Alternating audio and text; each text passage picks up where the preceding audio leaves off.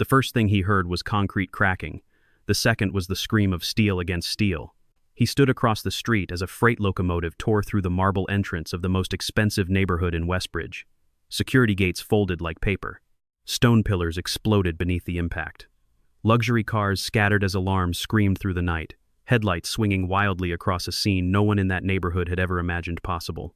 Behind him, his private rail spur remained untouched. 3 weeks earlier, the HOA president, Vivian Ashcroft, had ordered contractors to pave over those very tracks because she wanted a beautiful entrance for her residents. She believed the quiet, weathered rail line belonged to no one, that it was simply an eyesore waiting to be erased. She was wrong, and tonight an entire freight train was coming to collect what was rightfully his.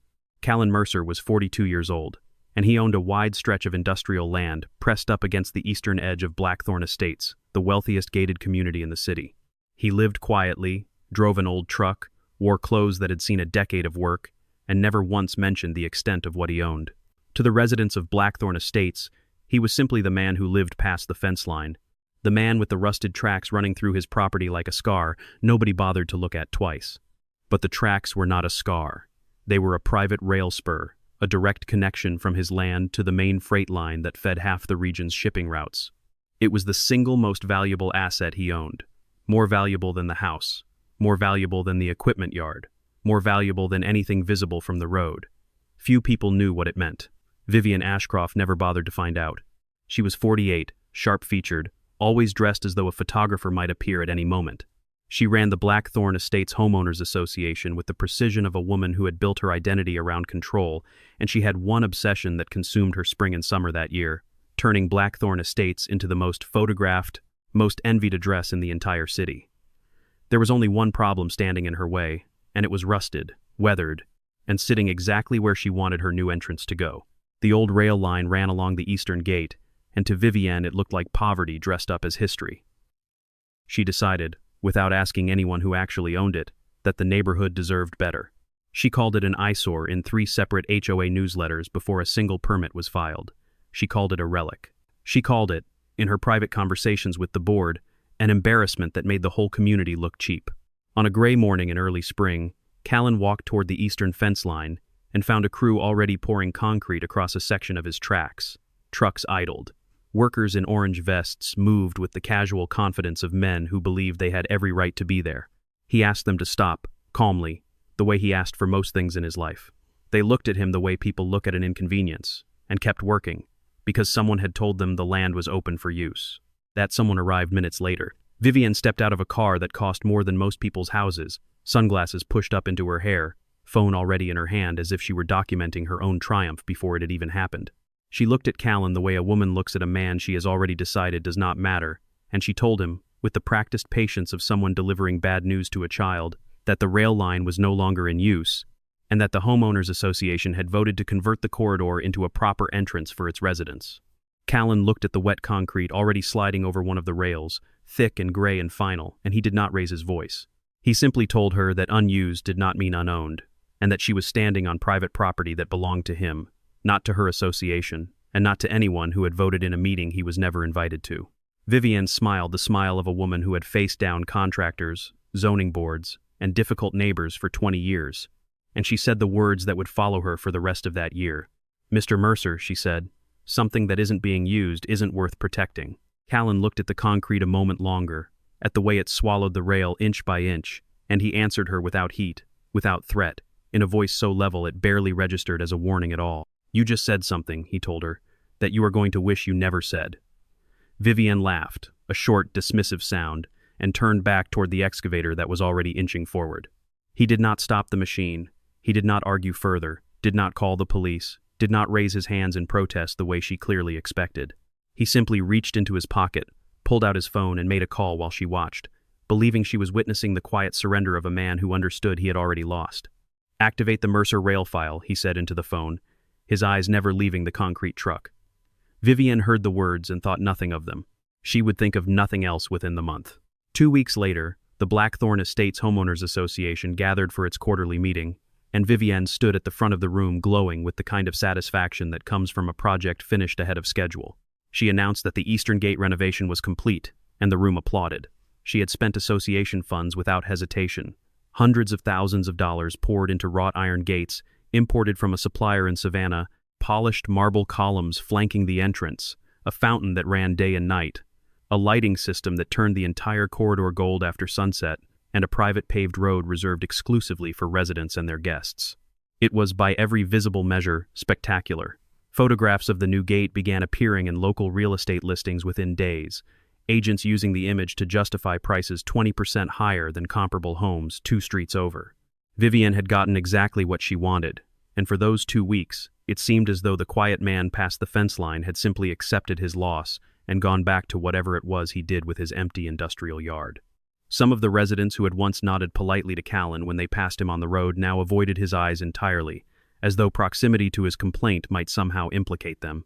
The Homeowners Association sent him a formal letter, printed on heavy stock paper with an embossed seal, asking him to cease what they described as disruptive behavior toward the community's improvement efforts.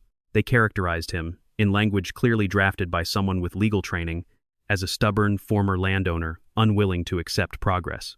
Callan read the letter once, folded it, and set it on his kitchen table where it stayed for exactly 1 evening before he moved on to actual work. He did not argue with the neighbors who avoided him.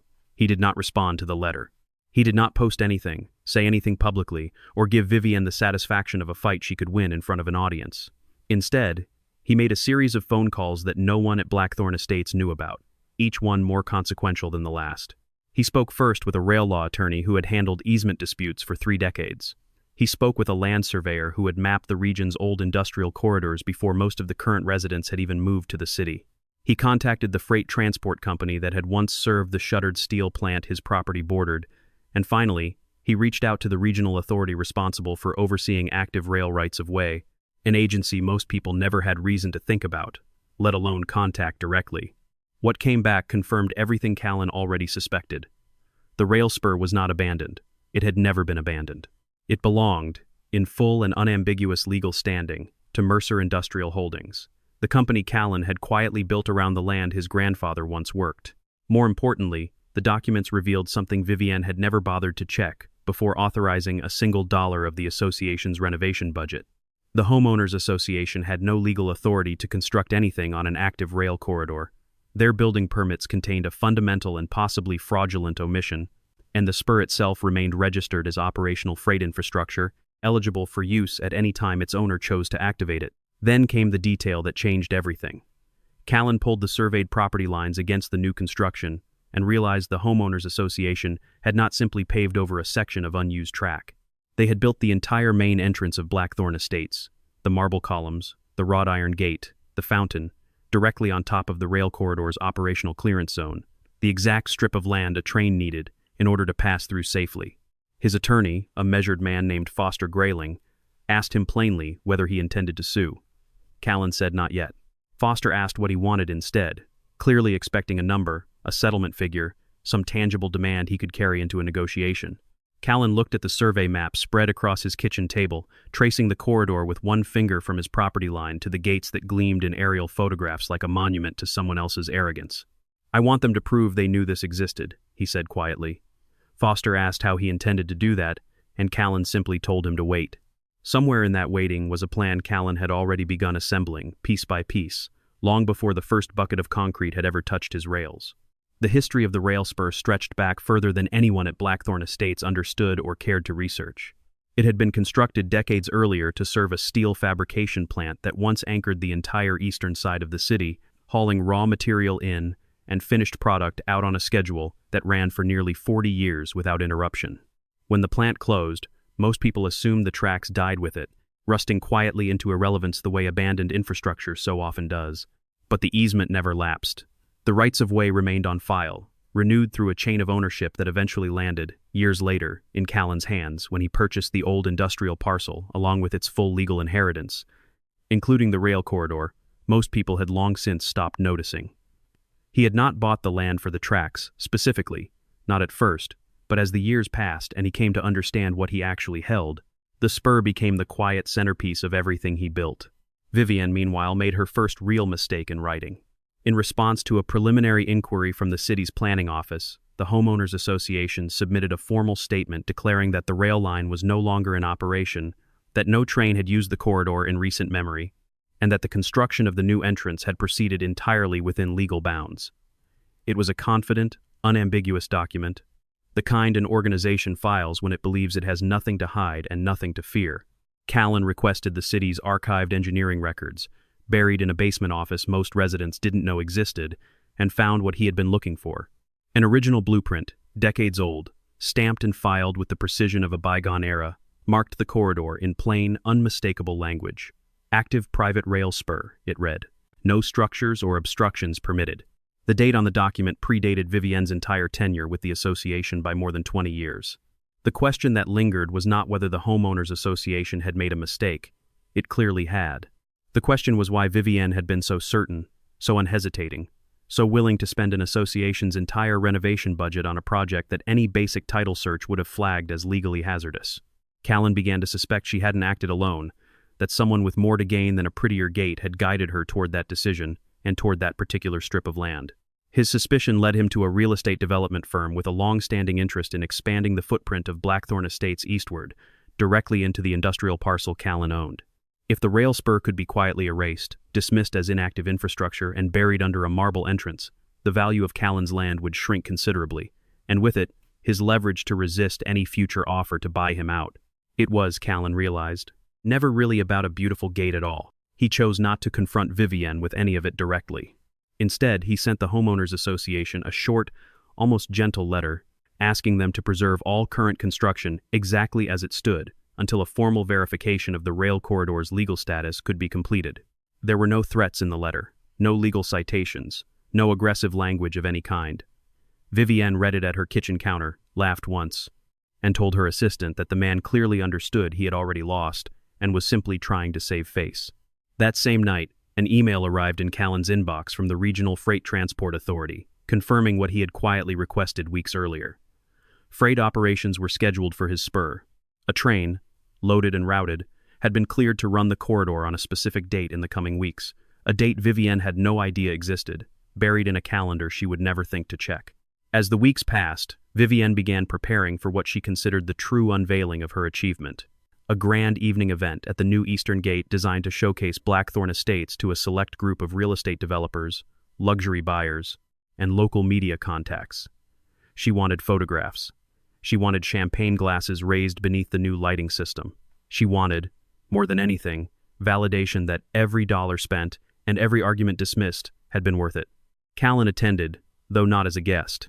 He stood at the edge of the crowd in plain clothes, saying nothing, causing no disturbance, simply watching the marble columns catch the evening light exactly as Vivienne had envisioned. She spotted him almost immediately, and something in her expression flickered between irritation and satisfaction, the look of a woman certain she had already won, whatever quiet war he thought he was still fighting. She crossed the courtyard toward him, heels clicking against imported stone, and told him, with a tone that suggested she was doing him a favor by even acknowledging his presence, that the neighborhood had moved forward while he remained stuck in the past. Callan looked past her at the concrete swallowing what remained of his tracks, and answered simply that she was the one who was stuck, though she wouldn't understand what he meant until it was far too late to matter. Vivienne ordered her private security to escort him from the property, and Callan went willingly, without protest, without raising his voice. But before he stepped past the gate, he turned back and offered her one piece of advice she would remember for the rest of her life. "Don't park any vehicles near the entrance tonight," he told her. Vivienne laughed out loud, the sound carrying across the courtyard, certain she had just watched a defeated man make one final, pathetic attempt at relevance. He walked back toward his truck without looking over his shoulder, the sound of laughter and clinking glasses fading behind him as the gates of Blackthorne Estates swung shut for the night. He drove the long way home, past the equipment yard, past the rusted fence line that had marked his family's land for 3 generations, and parked where he could still see the faint glow of the eastern gate rising above the tree line in the distance. He did not feel triumphant. He felt, if anything, tired. The particular exhaustion of a man who had spent months being patient with people determined not to listen. On his phone, hidden from view, a countdown ticked steadily toward the scheduled arrival of the freight train, but Callan had no intention of allowing an accident. Every relevant party had already been notified, every safety protocol confirmed, every warning issued through official channels weeks in advance. The train would only move through the corridor once every clearance had been verified, and Callan had made certain that verification would happen exactly on schedule, regardless of what stood in its path. Back inside the gates, Vivienne turned to her event staff and issued a final instruction for the evening, sharp and absolute. "Close the gate," she said. "No one enters without approval." She had no idea what was already approaching, no understanding of the machinery already set in motion by a single phone call weeks earlier, no comprehension that her carefully polished celebration was about to collide with a force she had spent months pretending did not exist. The morning after the gala, Blackthorne Estates woke to its usual quiet rhythm. Sprinklers ticking across manicured lawns, delivery trucks idling at the new eastern gate, residents jogging past marble columns still gleaming from the previous night's polish. No one suspected that the postcard image of prosperity surrounding them had already been quietly condemned by paperwork sitting in a drawer 3 miles away. Vivienne spent that morning fielding congratulatory calls from board members and prospective buyers, each conversation reinforcing her sense that the Eastern Gate had cemented her legacy for good. Word of the potential conflict reached the city's planning office before it reached most of the Homeowners Association's own board members. A rail safety engineer, reviewing an unrelated permit application, noticed the overlap between the new Blackthorne Estates entrance and an active freight corridor still listed in state records, and flagged it immediately to municipal authorities.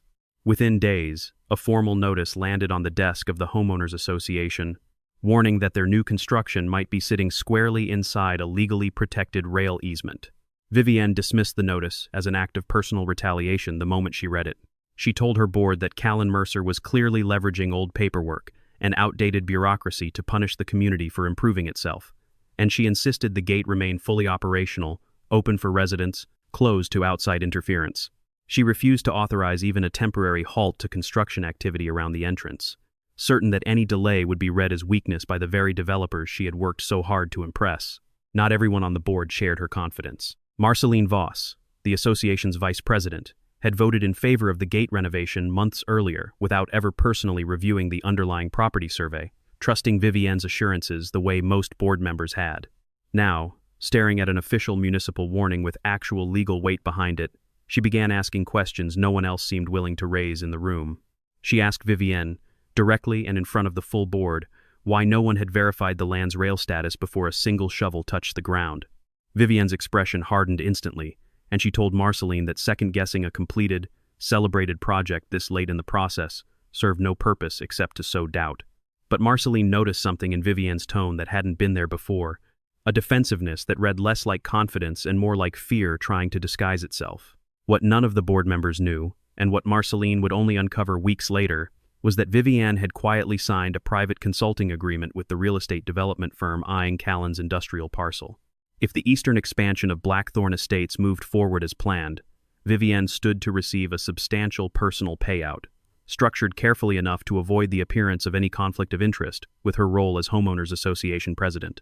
If the rail dispute derailed the project, that payout, along with her reputation, would collapse entirely. Callan, sensing the moment had arrived, made his next move without fanfare. He compiled copies of every relevant document, the original blueprint, the active easement filing, the freight authority's confirmed schedule, and sent them simultaneously to the Homeowners Association, the city's planning department, his attorney, and, critically, the insurance company underwriting the new gate's construction. He included no threats, no accusations, no dramatic language of any kind. The message accompanying the documents contained only 3 words: "I did warn you." Vivienne received the packet at her office and tore the cover letter in half before she had even finished reading it, insisting to her assistant that no rusted piece of history from a bygone industrial era was going to be allowed to dismantle everything she had built.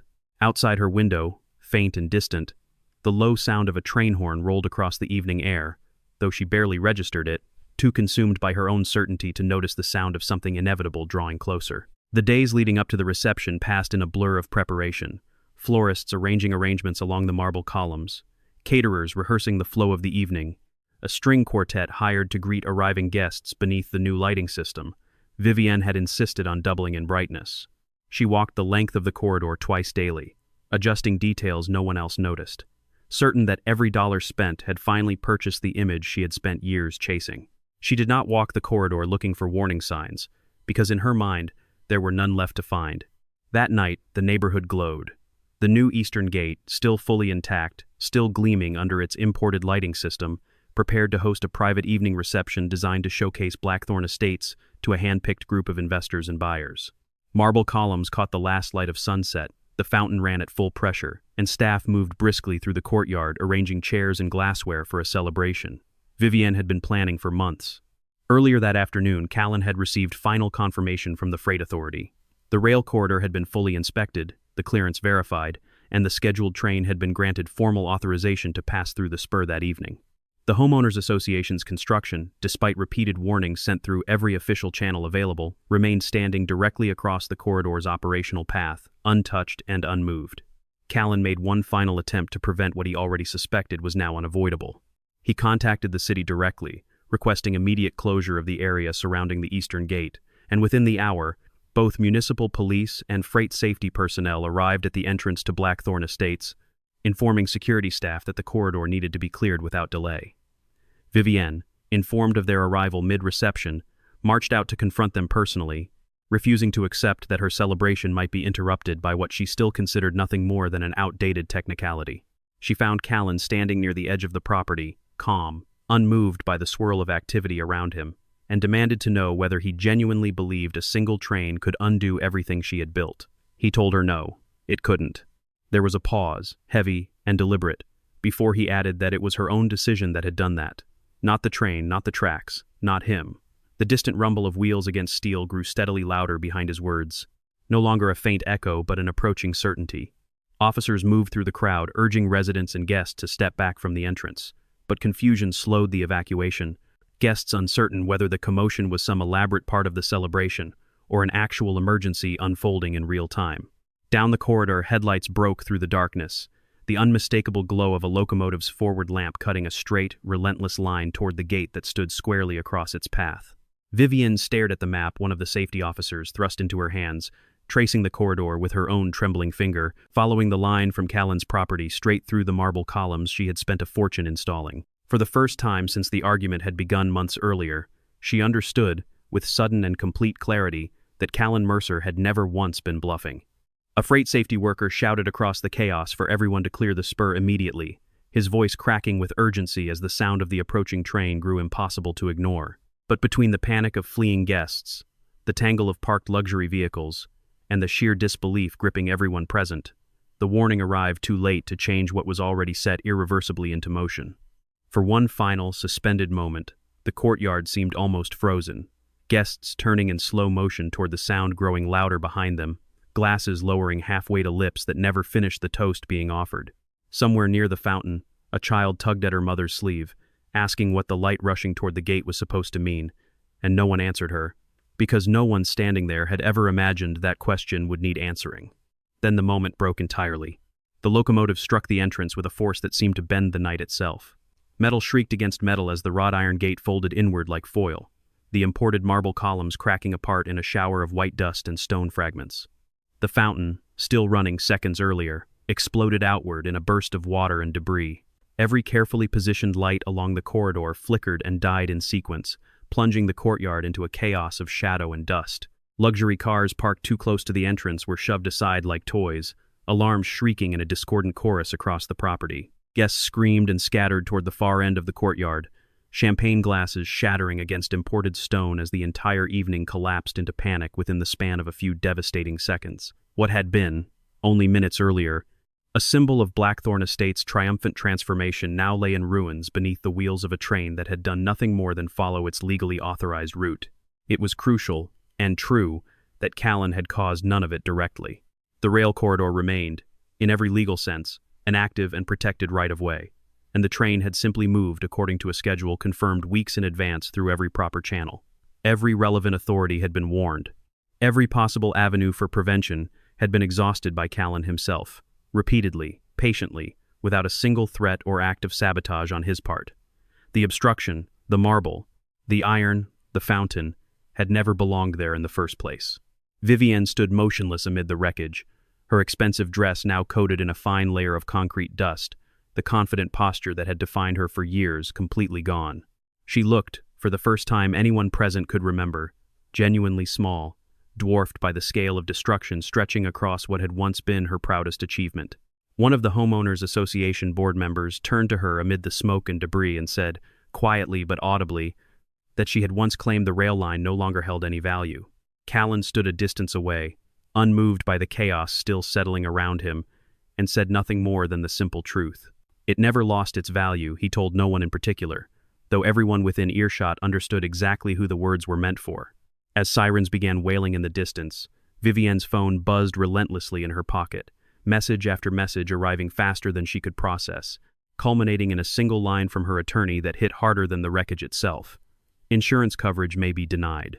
By morning, news of the collision had spread far beyond Blackthorne Estates itself, carried through local broadcasts and neighboring communities that had once envied the gated enclave's polished reputation. Photographs of the shattered marble columns and the crumpled iron gate circulated among real estate professionals who had, only weeks earlier, used those same images to justify inflated listing prices.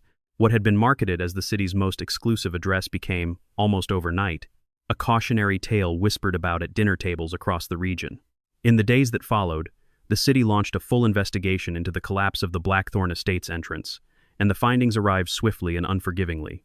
Municipal inspectors confirmed that the Homeowners Association's construction had been built directly within an active, legally protected rail corridor, in clear violation of both zoning regulations and the original permits filed decades earlier by the property's rightful rail easement holder. The entire eastern entrance was ordered sealed pending further review, and the association found itself financially responsible for both the wreckage and the underlying legal violation. The insurance company followed through on its earlier warning with brutal efficiency, denying the bulk of the claim on the grounds that the destroyed structures had been erected illegally in the first place, a fact the association's own submitted paperwork had inadvertently helped confirm. What remained of the Homeowners Association's renovation budget evaporated overnight, swallowed by legal fees, engineering assessments, and a public relations crisis no marble fountain could ever repair.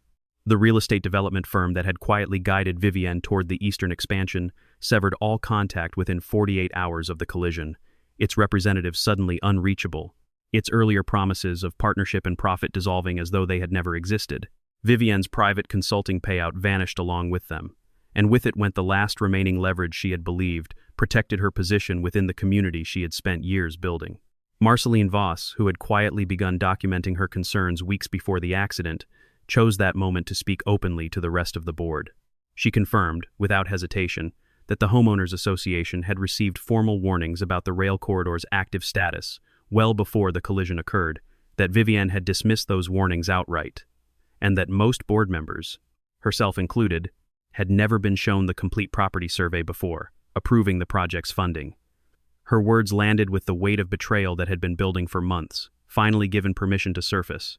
Callan appeared at the next Homeowners Association meeting not to gloat, not to demand apologies, but to offer something no one in the room expected from a man they had spent months trying to dismiss.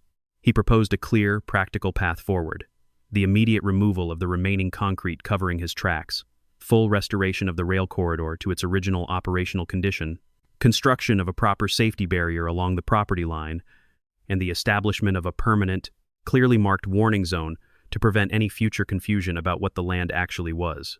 Vivienne, stripped of the composure that had defined her for years, asked him plainly what he actually wanted from all of this, her voice lacking the sharp confidence it once carried so easily. Callan considered the question for a moment before answering, his tone as level as it had been the very first day the concrete trucks arrived. "I want you to understand one thing," he told her. "Someone else's property does not stop existing simply because you decided you didn't like the look of it." Vivienne had no response, and for the first time, she offered none. She assumed, standing there amid the ruins of her reputation, that the worst had already passed, that whatever remained was simply the slow, painful process of rebuilding what had been lost. But Callan's attorney, seated quietly at the back of the room throughout the entire meeting, rose and informed the board that one additional matter still required their attention, a detail far more consequential than the wreckage of stone and iron they had already been forced to confront. The deeper investigation that followed uncovered something even Vivienne herself had not fully understood about the forces that had guided her decisions. The real estate development firm behind the eastern expansion had not simply offered casual encouragement toward the gate renovation project. Internal correspondence, later obtained through legal discovery, revealed a deliberate, calculated strategy designed specifically to erase the rail corridor from public awareness, pressure Callan into selling his industrial parcel at a fraction of its true value, and clear the way for Blackthorne Estates to expand directly onto land the developer had wanted for years. The question that lingered over everyone involved was whether Callan had known about this deeper scheme from the very beginning. The answer, it turned out, was yes. He had noticed unusual financial activity connected to the homeowners association's leadership months before the first concrete truck ever arrived at his property line, patterns that suggested outside influence long before Vivienne publicly announced her renovation plans. His attorney had asked him early on why he chose silence over confrontation, why he allowed the construction to proceed rather than halting it immediately with the legal authority he clearly possessed. Callan's reasoning was simple, and in hindsight, devastatingly effective. Arguments could always be denied, disputed, spun into something ambiguous enough to survive scrutiny. But once the homeowners association physically built their prized entrance directly on top of an active rail corridor, they had unknowingly manufactured undeniable, self-incriminating proof of their own negligence, evidence far stronger than anything he could have assembled through argument alone. As the scheme unraveled publicly, Vivienne found herself abandoned by nearly everyone who had once orbited her ambition. The development firm that had quietly guided her decisions distanced itself entirely, releasing a brief statement claiming no knowledge of any construction irregularities and expressing regret over what it called an unfortunate misunderstanding. The homeowners association, humiliated and financially devastated, moved swiftly to remove her from the presidency she had held for nearly a decade. There was a particular afternoon, weeks into the unraveling, when Vivienne drove past the eastern gate alone. The wreckage finally cleared, but the ground still scarred where the marble columns once stood. She sat in her car at the curb for a long time, engine running, staring at the empty space where her legacy was supposed to have been permanent. She thought about the morning she had told Callan that unused things weren't worth protecting, and for the first time, she understood how completely those words had turned against her.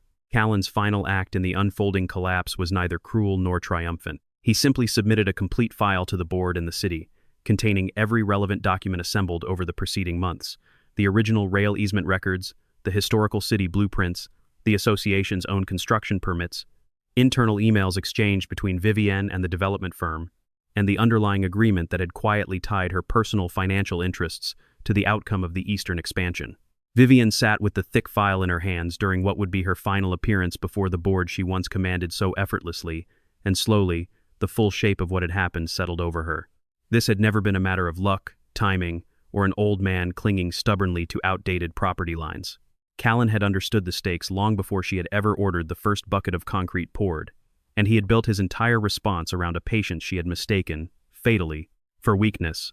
The Regional Freight Authority conducted its own review of the incident, and concluded, without ambiguity, that every safety protocol on the operator's side had been followed correctly, that adequate warning had been issued weeks in advance through every legally required channel, and that responsibility for the collision rested entirely with the unauthorized structure blocking an active corridor. The report became part of the public record, cited in local coverage, and later referenced in planning department training materials as an example of what happens when a private organization builds without verifying the ground beneath its own ambition. In the weeks that followed, the collapse of both the entrance and Vivienne's leadership, the transformation across Blackthorne Estates was almost unrecognizable from the chaos that had defined the preceding months. The remaining concrete covering Callan's tracks was carefully removed under professional supervision, the damaged rails inspected, repaired, and restored to full operational condition by the same freight authority that had once confirmed their active status on paper alone. Callan wasted no time putting the corridor back to work. Within days of the restoration's completion, a new freight shipment rolled steadily along the spur, its cargo bound for a regional distribution center that had once relied heavily on the old steel plant decades earlier. This time, there was no marble entrance obstructing its path, no wrought iron gate forcing it to a violent, unscheduled stop. The train moved through cleanly, exactly as it always should have, carrying with it a quiet vindication that needed no audience to be meaningful. Vivienne's departure from the homeowners association was neither dramatic nor drawn out. She submitted her resignation quietly, without public statement, without the kind of grand farewell she had once orchestrated for every accomplishment throughout her tenure.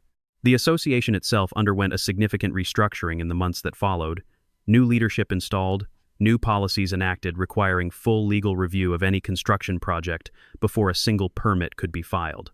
The story of what happened at Blackthorne Estates traveled well beyond the boundaries of the neighborhood itself, discussed in city council chambers when new zoning language was drafted to require mandatory easement verification before any homeowners association could approve major construction. Lawyers across the region began citing the case in seminars about the risks of collective decision-making without proper legal review, using it as a textbook example of how confidence could substitute for diligence right up until the moment reality intervened. Callan never sought that attention, never gave a single interview, never allowed his name to be attached publicly to any of it beyond what the court and city records required. Many of the residents who had once dismissed Callan as a stubborn relic, clinging to irrelevant history, found themselves quietly reevaluating everything they had assumed about him. Some approached him directly, offering awkward, hesitant apologies for the way they had treated him during the height of the dispute. Callan accepted each one without bitterness, without lingering resentment, understanding that most people had simply followed the loudest voice in the room, the way people so often do until reality forces them to reconsider. Marceline, who had once voted for the very project that destroyed her community's finances, took over as interim president of the Homeowners Association and quietly reached out to Callan on several occasions, not for legal reasons, but simply to understand the man who had absorbed so much hostility without ever once losing his composure.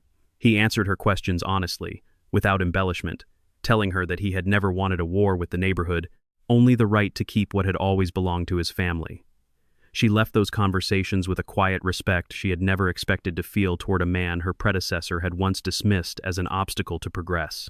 What made Callan's victory resonate, what elevated him from simply the man who had been proven right to someone genuinely admirable, was the restraint he showed, even after everything had been decided so completely in his favor. He never sought to punish the Homeowners Association beyond what accountability legally required. He caused no additional damage to their property, orchestrated no further embarrassment, and made no attempt to manipulate the timing or outcome of that fateful train's arrival beyond what safety and law had already demanded of him. He had simply protected what belonged to him, nothing more and nothing less. Vivienne ring-a-roosted to see him one final time, weeks after her resignation had become official, in a conversation that carried none of the sharp confidence that had once defined every word she spoke to him. She asked whether he had known, from the very beginning, exactly how all of this would unfold. Callan looked out toward the rail line stretching quietly into the distance before answering, his voice as calm and unhurried as it had been on the very first morning they met beside the concrete trucks. "I knew you wouldn't listen," he told her simply. She pressed further, asking about the train itself, whether he had somehow orchestrated its arrival to cause the destruction that followed. Callan paused for a long moment, considering the question with the same careful patience he had shown throughout the entire ordeal. "The train only did its job," he finally said, and in that simple sentence lay the entire truth of everything that had happened between them. Vivienne eventually left the city altogether, selling her home at a loss she never publicly discussed, settling somewhere quieter, somewhere without gated entrances or marble columns to maintain. Occasionally, former neighbors would mention having seen her, always in passing, always with the same faint note of pity in their voices that once would have been reserved for someone like Callan. She never reached out to him again after their final conversation, and he never expected her to. Some lessons, he understood, were meant to be learned alone. In the months that followed, the rail corridor operated exactly as it always should have, undisturbed and unobstructed, freight cars moving steadily along tracks that had waited patiently through decades of neglect and misunderstanding for someone to finally recognize their worth. Late afternoon light often caught the polished steel of the rails in a way that made them look almost new again, stretching quietly across land that had briefly become the center of a conflict no one involved could have predicted. There was no concrete left covering the tracks. There was no marble entrance standing where it never should have been built. There was no Homeowners Association sign marking territory that had never actually belonged to them in the first place. What remained was simply the land as it had always been meant to exist, honest, functional, and rightfully claimed by the man who had never once needed to raise his voice to prove it belonged to him. They believed they had paved over nothing more than an old, forgotten strip of steel, a minor inconvenience standing between them and the image of luxury they were so desperate to project. What they actually paved over, in the end, was their own path to escape, the very thing that might have saved them had they simply taken the time to ask a single honest question before they ever poured that first bucket of concrete. Callan continued running his industrial land the way his family always had, quietly, without spectacle, the rail spur once again serving as a working artery rather than a battleground. Freight moved through on schedule, cargo bound for warehouses and distribution centers that had relied on the corridor decades before anyone had thought to question who it truly belonged to. He never expanded, never sold, never allowed the events of that year to change the fundamentally private way he lived his life, and in many ways, that refusal to be changed by any of it became its own quiet form of victory. Occasionally, new residents moving into Blackthorne Estates would ask longtime neighbors about the strange gap where the old eastern entrance used to stand, now replaced by a simple, unremarkable access road with clearly marked signage warning of an active rail crossing nearby. Few of them ever learned the full story, and fewer still understood that the modest warning sign represented the final, hard-earned outcome of a conflict that had once consumed an entire community's sense of its own importance. The land remembered what the people had chosen to forget, and it required nothing more than that memory to eventually set things right. Silence, in the end, was never the same thing as weakness, and the patient man who said little that spring morning proved far more dangerous to cross than anyone gathered around those marble columns ever imagined. Power borrowed from a committee, a vote, a shared sense of entitlement, could never override the simple, unshakable truth of rightful ownership, no matter how expensive the gate built to disguise that fact happened to be. And in the end, the quietest person in the room had been the only one who understood, from the very beginning, exactly how the story was going to end.